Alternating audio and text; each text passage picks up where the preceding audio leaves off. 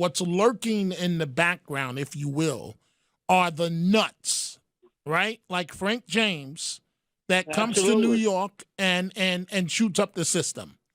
And, you know, and this is why, Bob, this is why I'm angry at all of this wokeness. It's time to cut the you know what. It's time to stop this nonsense and the pandering politicians. You know, Bob, I remember a day when politicians pandered on fighting crime. They pandered. It might have been pandering, but at least they were talking about, I'm going to crack down on crime. Now they say Black Lives Matter. We're gonna go after the police. We're with you, the community. What type of nonsense line is that? Bob, go ahead. It's getting to the point where you can't even go outside in the evening to enjoy the evening. It's so bad that Adams might have to call the National Guard in at least for 30 days to clean up the street. Mm-hmm. You have military police and the National Guard. You should be using them. Mm-hmm. Well, I thank you, but you know, the mayor with his police commissioner made the rounds yesterday morning. The Sunday morning shows.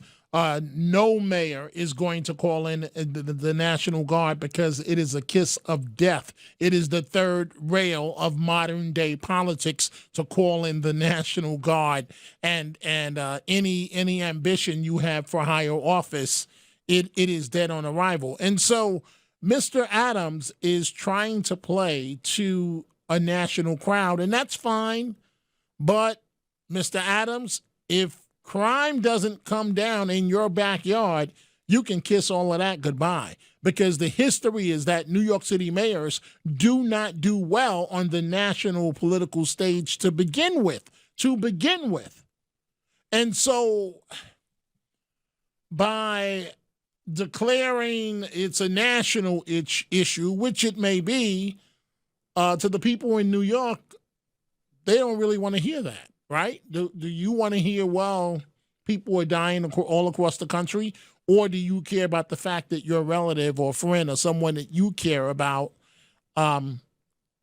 has been injured? Well, look, I'm not against people being able to carry guns, you know, honest, law-abiding citizens having guns. I think in this particular instance, the Frank James instance, I don't know that would have helped, because you had a situation where he was blowing smoke bombs all over the place. So if you had well-intentioned Good Samaritans all armed trying to fire in the direction of the smoke bomb, I am concerned that you could have seen more people get hurt because it would have turned into a shootout where nobody could see anything. Now, that doesn't mean we shouldn't have more sensible gun control policy in New York City or more sensible gun policy in New York City, but I don't think that would have changed anything here. I think, in fact, it might have made things worse.